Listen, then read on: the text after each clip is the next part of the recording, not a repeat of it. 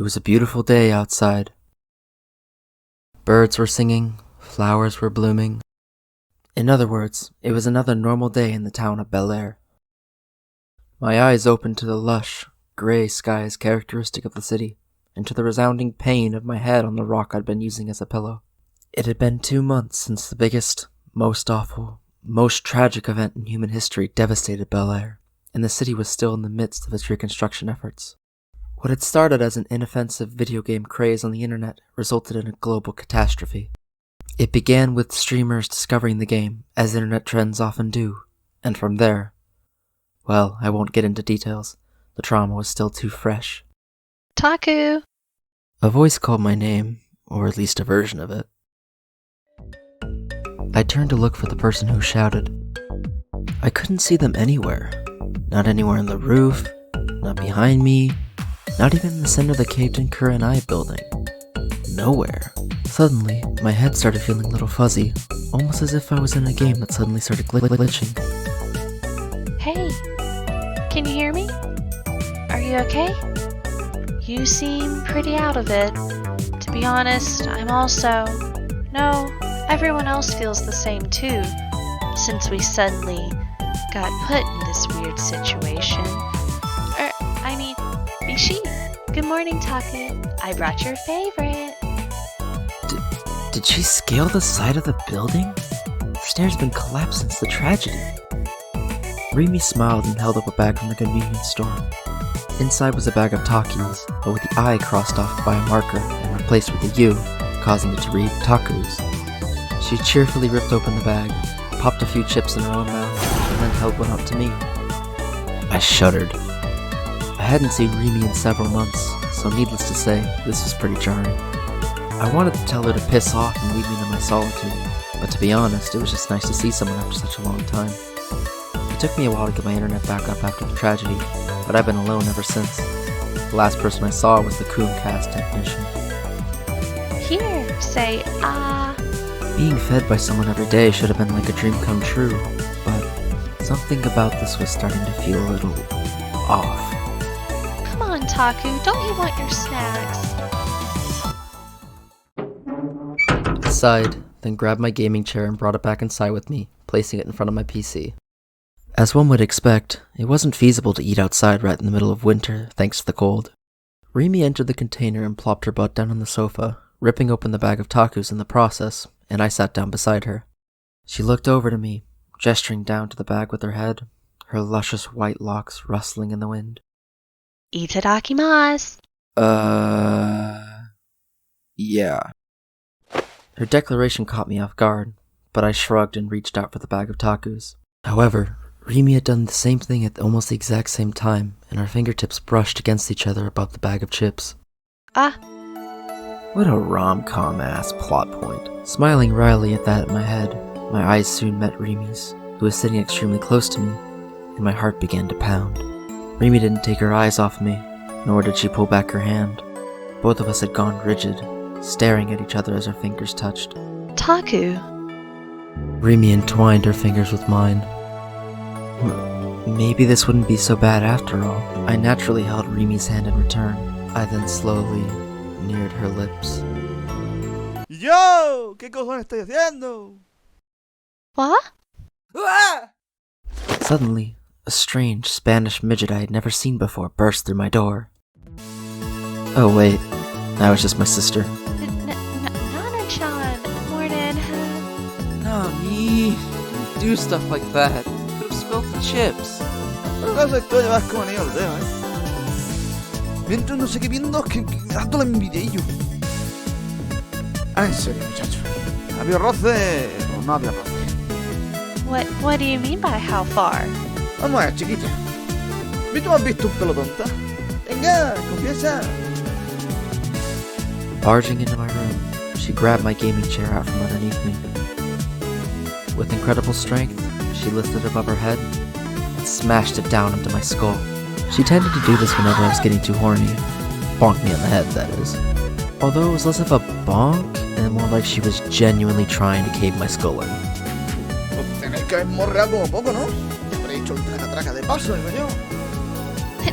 No, certainly we haven't been engaging in any heresy. Mira, cojones, suelta.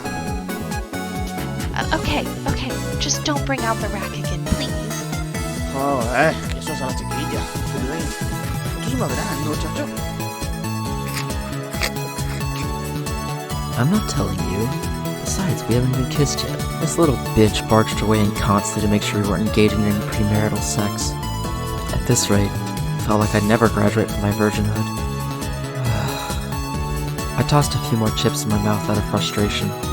Chiquilla, es que me molesta. Al final me dejo increíble y ya comes todo. Chunks of half-chewed, spicy tortilla chips spewed everywhere, mostly on the mommy's face. ¡Ay, balón, muchacho! ¡Muchacho cochino! Oh shit! I'm sorry! Era broma, hijo mío. Te lo tomaste en serio, ¿verdad? Well, if she didn't mind, then I guess it was no big deal.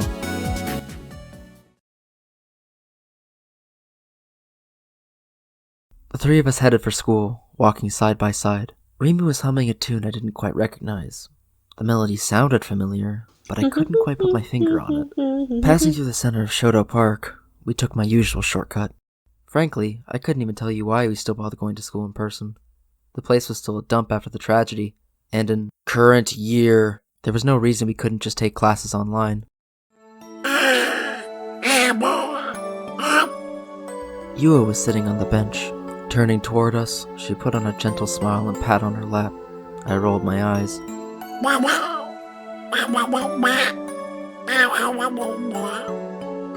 ¿Qué dice la pija esta?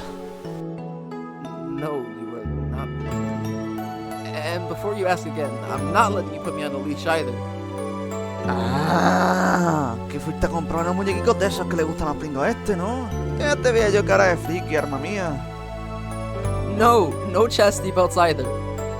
Yua held up another bag of Takis, once again with the label changed. Hey, don't steal my methods. I've had enough of this for a day. With a sigh, Remy snatched Yua's bag of taku snacks away. Watch and learn. Here, boy, sit. She said this with a snack in her hand. Despite my earlier protests, I promptly got down on the ground. Okay, now roll over. I immediately rolled around on the soil, dirtying my uniform in the process. Wait, why the hell was I doing this? Cuchila, que malentona. Venga, puesta en mi última línea, así que nos vemos, mate cántaro. I'll have to show you some other time.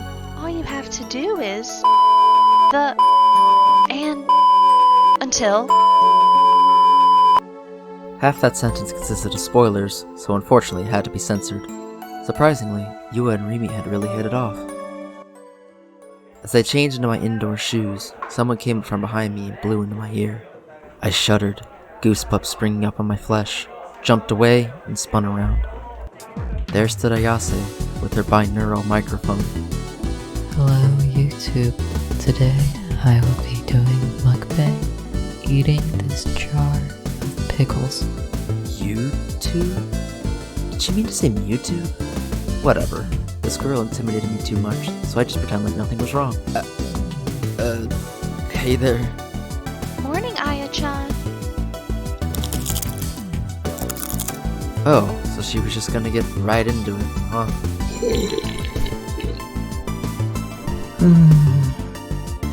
I know, right? I'm looking forward to it. How was Remy getting anything from this? She seemed to be speaking as if the two of them were having a conversation, but Ayase was doing nothing but making eating noises. No. Why are you pointing at me? Whoa, really? I'm going 100%. Going? Going where? And based on what? She literally didn't even say anything. And furthermore, Ayase didn't even have any pickles in her hand. She wasn't actually eating anything. Why was she making all these noises? But I won't give you Takumi. I didn't really know what was up with the bud, but Ayase reached out and softly caressed my cheek, as if she were showing Remy her place. Thanks for watching. Be sure to like, comment, and subscribe. Somehow, Despite the fact that she had never had any food in her hands, I felt the faint sensation of pickle juice on my cheek. Taku, your hand's been turned into a pickle. Huh? I quickly shot my hand up in front of my face to look at it. Ah, gotcha. When we reached the outside of the classroom, Kozupi came racing down the hallway, her smile stretching from ear to ear. Unfortunately, she suddenly froze midway down the hall when she saw a vent on the floor. She seemed strangely afraid of it. Before things got any worse, I grabbed her arm and pulled her away. Good morning! Suddenly, she was back to her usual chipper tone, as if nothing had even happened. Phew, that was a close one. It's probably not a good idea to stop in the middle of the hall, Kozupi. Wait, did she not know about Kozupi's episodes? I'd better warn her ASAP. Not while Kozupi is around, though. Kozupi started fidgeting. Then, she began staring at me from below with pleading eyes. It's because I wanted to get over here super duper fast to tell Takumi-chan something. What did you want to tell me? Look! Kozupi pointed the direction she'd just come running from. Taking a closer look, I saw Obama standing there, leaning against the wall. His arms were crossed, and he had a fairly sullen expression plastered on his face. Ah, Obama's out of the hospital. Obama had been hospitalized over the past 2 months. It took a while to recover after Kozupi's last episode. Obama raised his head and began slowly making his way toward us. He was as scary as ever. He always carried a certain aura, one that gave off the impression that he would suddenly slap you, even if you hadn't done anything wrong. I had gone to visit Obama at the White House twice a week, but no matter how many times I tried to make conversation, he didn't provide as much as a single word. The awkwardness was torture. Could it be that he just really hated me? A fierce tension flowed through the air between the two of us, although it'd be more accurate to say I was just feeling terrified myself. So? When school's over today, let's go celebrate him getting out of the hospital! Kozupi was the only one showing any sort of enthusiasm. I vaguely nodded in agreement, looking for an opportunity to pull Rimi aside to talk about Kozupi, but Hello there, see, Joe. that was when Obama finally opened his mouth. I shrank back, refusing to meet his eyes. Here. Obama held something out to me. It was a small stick with Obama 2024 written on it. Oh, Obama-chan, you're gonna run for president again? Bewildered, I accepted it. Obama quickly looked the other way. My fellow Americans, I have something I want to inform you. What is it? ... Was it just my imagination? Or did Obama's cheeks turn pink? Now let me be clear. I want to step on you. Yeah, sure. I mean, what? Oopie? His sudden confession left not just me, but Rimi and Kozupi all speechless. For a moment, I thought he was just teasing me, but Obama wasn't the character archetype that would make those kinds of jokes. Which meant... Holy shit!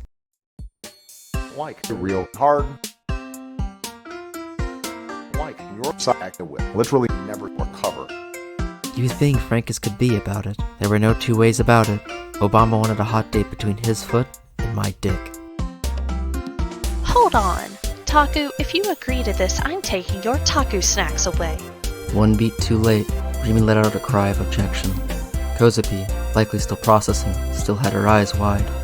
I'm sorry with me, but if you've just been voted out of office, I'm the only real Dami Mommy GF around here. Don't listen to this imposter. Suddenly, Kozupi's eyes went dark. Did you say? Imposter? Oh shit. Oh fuck, oh shit, oh fuck, oh shit, oh fuck!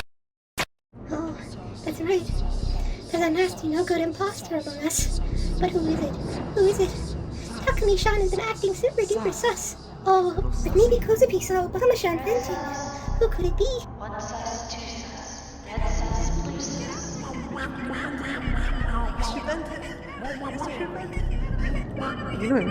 Yo estoy haciendo la de los cables.